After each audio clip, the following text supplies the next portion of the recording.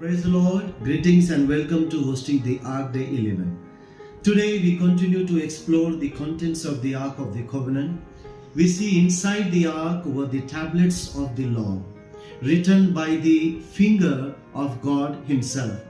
These tablets reveal the holiness, righteousness, and justice of the Father, the lawgiver.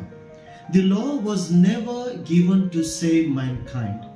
It was given to reveal God's holy standard and to show humanity its need for a savior. Praise the Lord. आज हम वाचा के संदूक के भीतर रखी गई व्यवस्था की पट्टियों को समझेंगे। इन पट्टियों को परमेश्वर ने अपनी उंगली से लिखा था। यह हमें पिता परमेश्वर को व्यवस्था देने वाले और पूर्णतः पवित्र एवं धर्मी परमेश्वर के रूप में प्रकट करती है। व्यवस्था मनुष्य को उद्धार देने के लिए नहीं दी गई थी। उसका उद्देश्य था मनुष्य को उसके पाप का बोध कराना और ये दिखाना कि वो अपने प्रयासों से परमेश्वर की धार्मिकता को प्राप्त नहीं कर सकता। Romans chapter 3:20 says, "Therefore by the deeds of the law no flesh will be justified in his sight. For by the law it is the knowledge of sin. The law exposed sin, but it could not remove it. It revealed guilt, but it could not provide forgiveness. The law pointed to the one who would perfectly fulfill every requirement, Jesus Christ." Romeo 3:20 कहता है, क्योंकि व्यवस्था के कामों से कोई प्राणी उसके सामने धर्मी नहीं ठहरेगा, क्योंकि व्यवस्था के द्वारा पाप की पहचान होती है। व्यवस्था ने पाप को प्रकट किया, लेकिन उसे दूर नहीं कर सकी। उसने मनुष्य को दोषी ठहराया, परंतु उसे नया जीवन नहीं दे सकी। इस प्रकार व्यवस्था हमें उस उद्धारकर्ता की ओर ले जाती है, जिसने हमारे लिए सब कुछ पूरा कर दिया। Now notice something beautiful. The tablets of the law were inside the ark, but above them was the mercy seat covered with blood. So the law demanded judgment because it has been broken.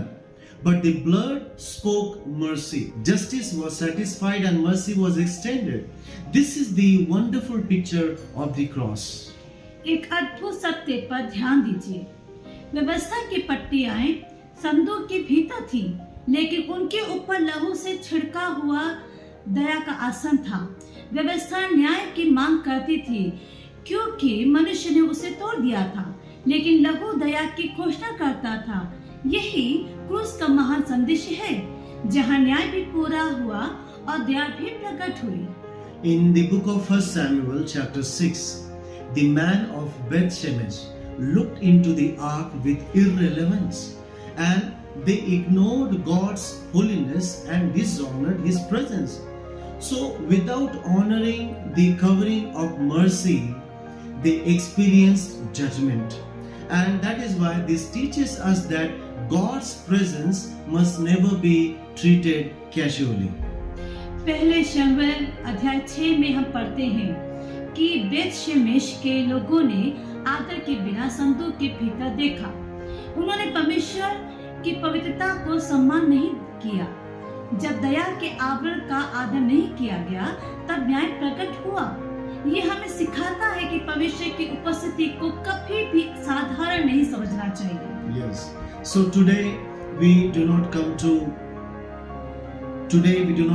God through the condemnation of the law, but we come through the precious blood of Jesus Christ. His blood has become our covering.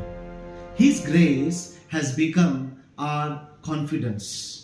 Because of Him alone, we can boldly enter the Father's presence. आज हम व्यवस्था के दोष के आधार पर नहीं, बल्कि प्रभु यीशु मसीह के बहुमूल्य लहू के आधार पर परमेश्वर के पास आते हैं। उनका लहू हमारा आवरण है, उनका अनुग्रह हमारा साहस है। इसी कारण हम विश्वास के साथ पिता की उपस्थिति में प्रवेश कर सकते हैं। The tablets of the law reminds us that God's standard never changed. The mercy seat reminds us that God's grace made a way for us. The cross fulfilled both. Jesus satisfied justice and released mercy forever. व्यवस्था की पट्टियां हमें परमेश्वर की पवित्रता की याद दिलाती है। दया का आसन हमें उसकी दया और अनुग्रह की याद दिलाता है, और क्रूस हमें बताता है कि प्रभु यीशु ने न्याय की हर मांग को पूरा करके हम पर अनंत दया प्रकट की। आइए हम उसकी उपस्थिति का आदर करें, उसकी लहू का सम्मान करें और उसके अनुग्रह में प्रतिदिन जीवन बिताएं। God God bless bless you. you all.